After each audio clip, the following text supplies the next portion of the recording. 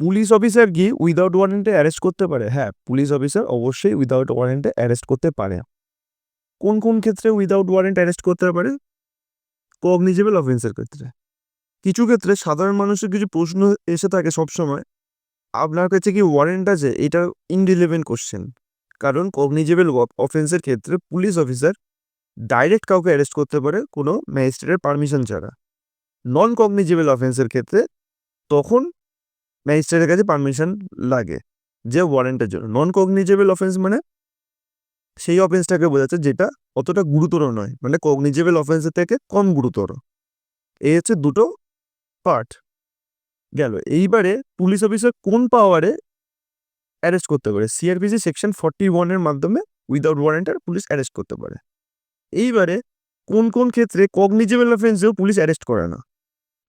সেটা হচ্ছে কিছু সেকশনের মামলা ধরুন আপনার এগেনস্টে হলো বা আমার এগেনস্টে হলো, সেক্ষেত্রে সেই সেকশনটা 7 বছর বা 7 বছরের নিচে কোনো সেকশন, বা 7 বছরের ঊর্ধ্বে হলে হবে না, 7 বছর বা 7 বছরের নিচে। তখন পুলিশ অফিসার কি করে? আপনাকে একটা 41 এর নোটিশ পাঠায়, যেটা এখন বিএনএসএস 35(3)তে বলা হয়েছে। এবং 41 এর নোটিশটা হচ্ছে একটা সেফগার্ড। সেফগার্ড মানে পুলিশ অফিসার আপনাকে অ্যারেস্ট তখনই করতে পারবে 7 বছরের উপরে সাজাযুক্ত কোনো যদি কেস হয়, তখনই ডাইরেক্ট আপনাকে অ্যারেস্ট করতে পারবে। নাহলে আপনাকে নোটিশ পাঠাতে হবে, নাকি কোনো ওয়ারেন্ট দেখাতে হবে, নাকি কোনো সমন। সমন আর নোটিশের মধ্যে কিন্তু ভাগ আছে। এইবারে 41 এর নোটিশের মিনিংটা কি? যে প্রিভেনশন অফ অ্যারেস্ট, আপনার অ্যারেস্টটা জাস্ট প্রিভেন্ট করছে police officer.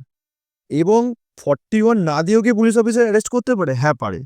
Police officer checklist present করে যে এই কারণে এই অ্যাবসকন্ড হতে পারে, অমুক হতে পারে, তমুক হতে পারে, সেই কারণে আমি একে অ্যারেস্ট করলাম।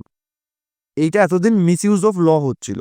অনেক ক্ষেত্রেই পুলিশ অফিসার চেকলিস্ট দিয়েই অ্যারেস্ট করে দিচ্ছে, 41 দিচ্ছে না। তা কোর্ট সেটাকেই গ্র্যান্ট করছে, কারণ আর্নিশ রয় জাজমেন্ট বলছে, সুপ্রিম কোর্টের আর্নিশ রয় জাজমেন্টে স্পষ্ট হতে বলছে চেকলিস্ট দিলে তাহলে আপনি 41 ছাড়া আপনি অ্যারেস্ট করতে পারবেন।